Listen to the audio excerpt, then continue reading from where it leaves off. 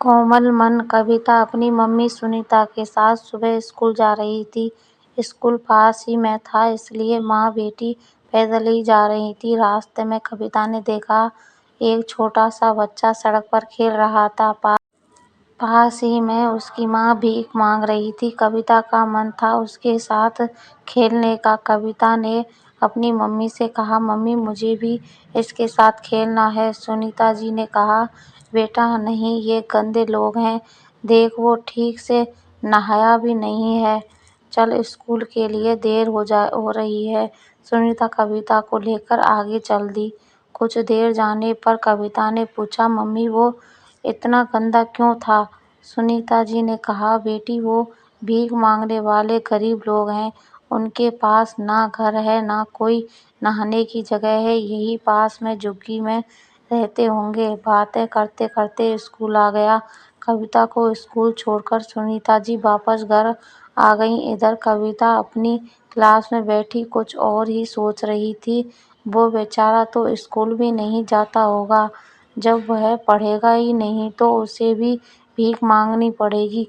School खत्म होने के बाद सुनीता जी अब कविता को लेकर घर चल दी। कविता ने रास्ते में देखा, अब वह बच्चा वहाँ नहीं था, उसकी माँ भी नहीं थी। कविता बोली, मम्मी वो बच्चा और उसकी माँ कहाँ चले गए? अरे मुझे क्या पता, चल, पता नहीं कहाँ कहाँ तेरा दिमाग चलता रहता है। सुनीता जी ने कविता को डांटते हुए कहा। घर आकर भी कविता उस बच्चे के बारे में सोचती रही। अगले दिन सुबह कविता अपनी मम्मी के साथ स्कूल जा रही थी, तभी उसे एक जगह भीड़ दिखाई दी। सुनीता जी ने पूछा, तो बेचारी बेकार सुबह भीख मांग रही थी, तभी दूसरी ओर से आ रही तेज गाड़ी ने उसे उड़ा दिया, वहीं खत्म हो गई। अब पता नहीं इस बच्चे का क्या होगा।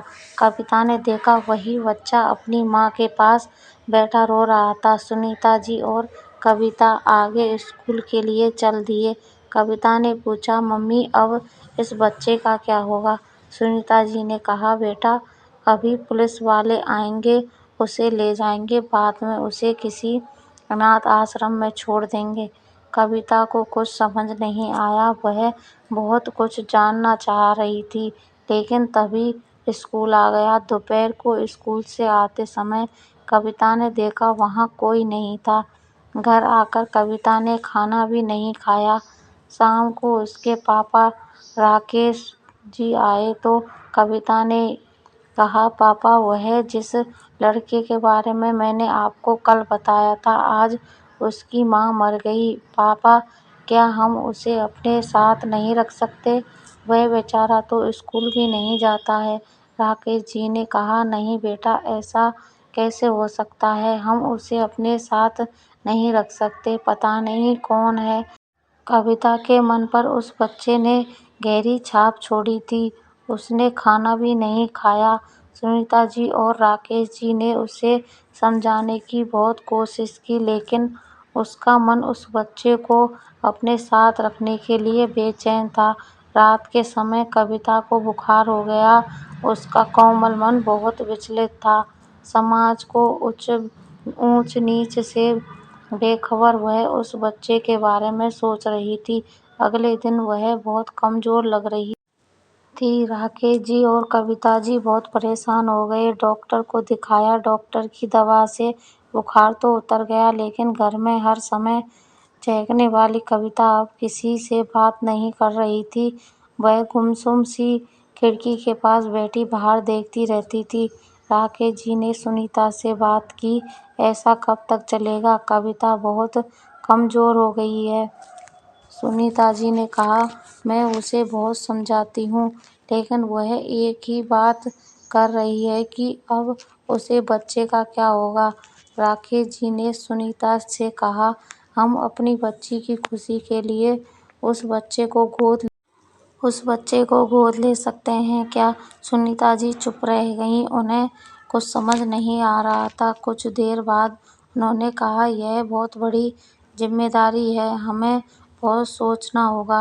राकेश जी ने कहा, मेरे लिए इस समय मेरी बेटी की खुशी से ज़्यादा कुछ नहीं है।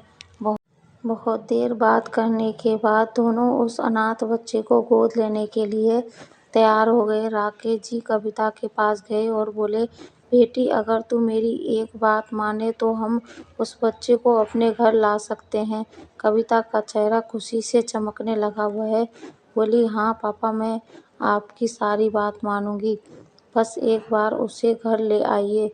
तभी सुनीता जी नाश्ता लेकर आईं और बोली, बेटी, पहले नाश्ता कर ले, फिर अपने भाई को लेने चलना। कविता ने खुशी खुशी नाश्ता खत्म किया। तीनों गाड़ी में बैठकर पुलिस स्टेशन पहुंच गए।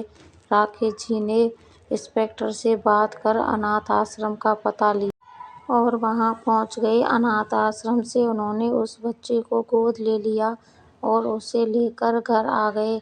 नए घर में आकर उस बच्चे को कुछ समझ नहीं आ रहा था। कविता ने उससे उसका नाम पूछा तो उसने मोनू बताया।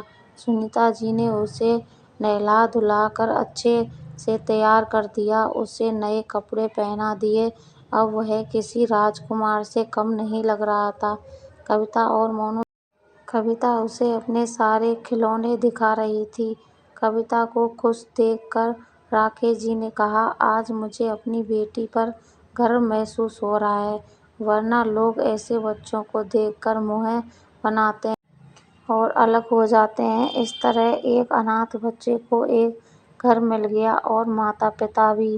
कहानी अच्छी लगे तो लाइक, कमेंट, शेयर करना ना भूलें।